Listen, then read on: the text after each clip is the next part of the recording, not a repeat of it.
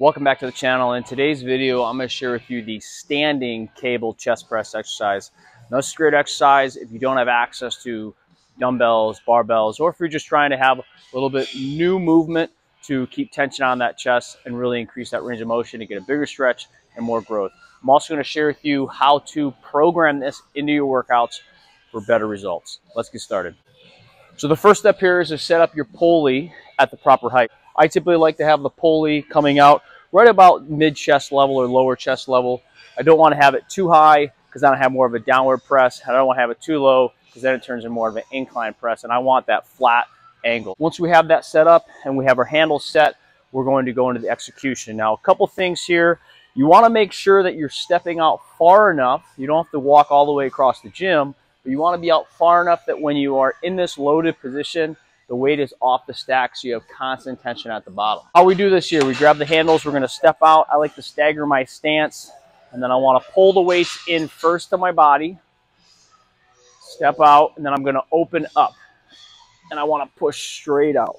So as I open up, I'm pulling my shoulders back, my chest stays high, and I'm pushing out in front of me, keeping my chest up, my shoulders back, staying nice and tall. You can see that as I'm coming down, I'm under control, big stretch, and I'm reaching forward. So an expert tip to do this properly is making sure that as we're pressing, we're not letting the cables rub across our shoulders. So that could be one of two reasons why that's happening. One is that we're just not pushing straight out. We're up here, you can see it's really pulling us back, which would be fine if I had a lower angle, but I want to match that angle. Another one is if I'm coming in and I'm pushing down, I'm getting a lot of rubbing. So I want to think about pushing straight out at the same angle as the pulley. And that's going to help me really keep my joints stacked so that, again, my elbow is getting pulled back in the same plane directly back to the cable versus having it dip or roll forward. So there are two main reasons that I see these going wrong. The first one is that it's lack of general control throughout the range of motion. Remember, the idea of cables is we want to keep constant tension. So we should not be speeding through this movement. We should not be throwing our whole body into the movement.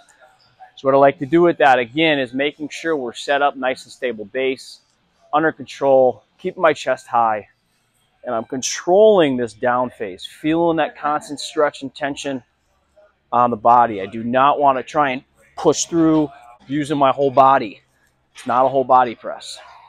The second problem here I see, and this is probably what happens when people don't feel their chest, they start feeling their shoulders, is that they're not keeping their shoulders back and anchored. And that's a challenge of standing up like this versus having a bench behind us, is that you really have to have good posture and body control. So making sure our chest stays up.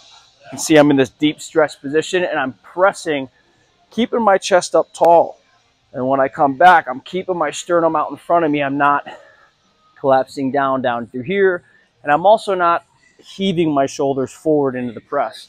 So now that you know how to do these properly, I'm going to teach you how to integrate it into your current program.